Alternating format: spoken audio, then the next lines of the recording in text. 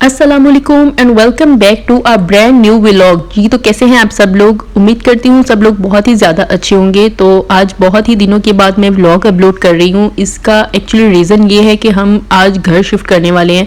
तो पिछले कुछ दिनों से मैं घर में जो पैकिंग वगैरह कर रही थी और बहुत सारे छोटे मोटे इस तरह के काम थे जो इस वीडियो में आगे मैं डिटेल में आपको बताती जाऊँगी। और अभी जो रात को है हम नीचे आए थे, ये जो स्काई कोर टावर है मतलब 6 टावर बने हुए हैं, तो इनके दरमियान वाला जो हिस्सा है ना उसमें पूल्स वगैरह और छोटे छोटे ग्राउंड बने हुए हैं। तो हम उसको देखने के लिए रात को आए थे। मतलब दिन टाइम भी हम आते रहे लेकिन कभी मौका नहीं मिला वीडियो बनाने का। तो रात के टाइम मैंने बनाई वीडियो जाके। और उसके बाद एक्चुअली हम वेट भी कर रहे थे किसी का, पाकिस्तान से कोई आ रहे थे हमारे रिलेटिव्स।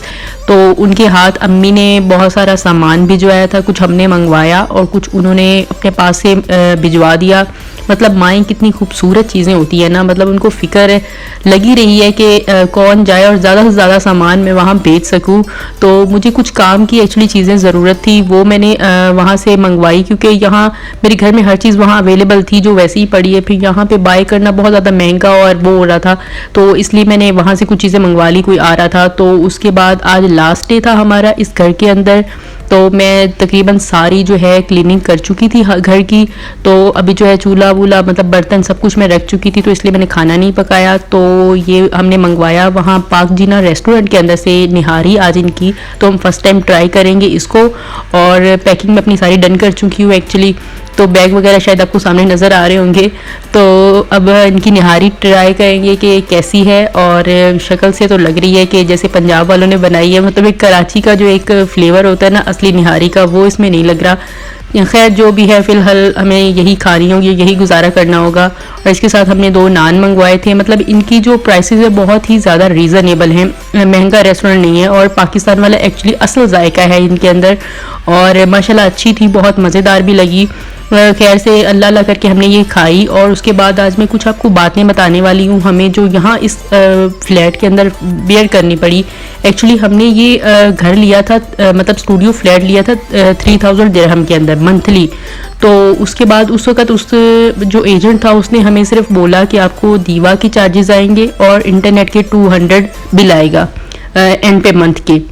तो अभी जब हम घर छोड़ने लगे थे तो उसने हमें बताया ही नहीं था कि इसके अंदर जो दीवा का अलग से बिल आएगा और इंटरनेट का अलग से आएगा और जो एसी होता है ना उसका बिल अलग से आएगा, जो कि बहुत ही शॉकिंग न्यूज़ थी हमारे लिए। मतलब हम एक्सपेक्ट कर रहे थे कि हमारा स्टूडियो फ्लैट के अंदर हमने एसी तो चलाया नहीं इतना ज़्यादा, तो कम से कम 300-400 हमें सब लोगों ने यही बताया था कि इतना बिल आएगा। लेकिन वो तकरीबन हमें 1000 तक का बिल बता रही थी, 1000 दिरहम का, कि इतना बिल आएगा। क्योंकि आप लोग जब भी कभी स्टूडियो बाय करने जाएंगे, रेंट पे लेने जाएं, तो सबसे पहले लाजमी पता कीजिएगा कि इसके अंदर जो एसी लगा हुआ है, मतलब जो चिलर है फ्री बिल्डिंग है या चिलर के साथ बिल्डिंग है। क्योंकि कुछ कुछ बिल्डिंग्स के अंदर जो चिलर होता है वो बिल्डिंग की तरफ से होता है, तो उसका आपको बिल नहीं पे करना होता।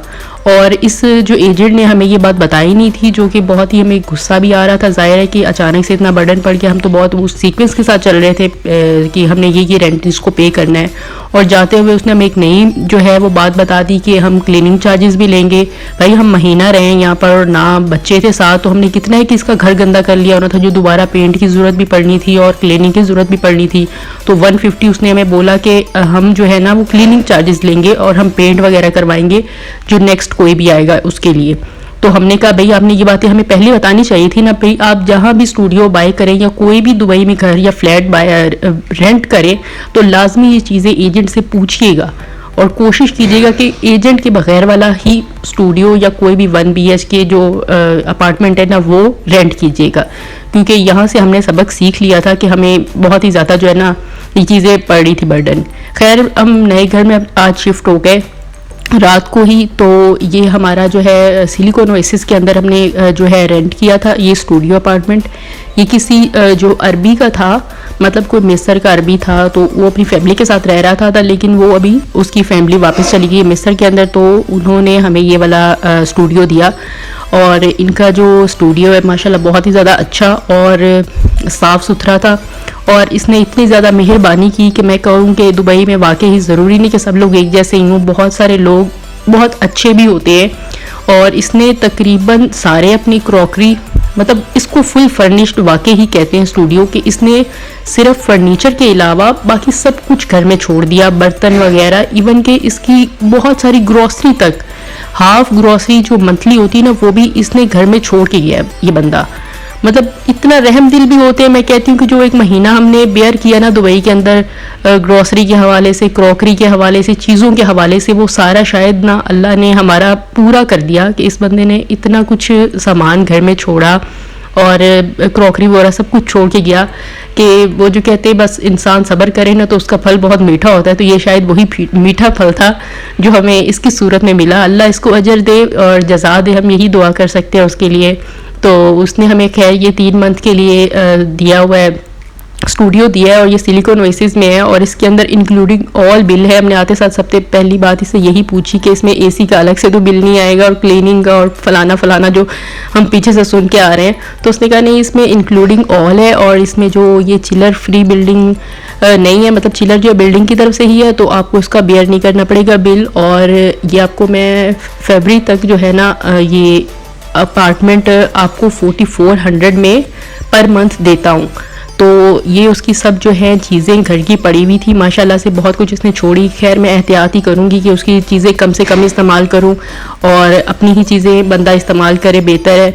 तो खैर आप देख रहे हैं घर के अंदर क्या क्या कुछ वो छोड़ के गए हैं, काफ़ी कुछ सामान छोड़ के गए और बस अल्लाह, बहुत अच्छे लोग भी होते हैं और उनको जज़ा कहीं ना कहीं से फिर अल्लाह दे ही देता है। और इंशाल्लाह जो है हमारा सफ़र फिर हम शाम तक जो है अगले शाम तक यहाँ रहे, क्योंकि फिर मेरे हस्बैंड को छुट्टी भी थी। तो हम शाम को है सिलिकॉन ओएसिस मॉल को घूमने गए और वो 25 दिसंबर के एक्चुअली डे था। ये बहुत पुरानी वीडियो चल रही है तो मैं इतने दिन से थोड़ी बिजी थी यहाँ पर भी।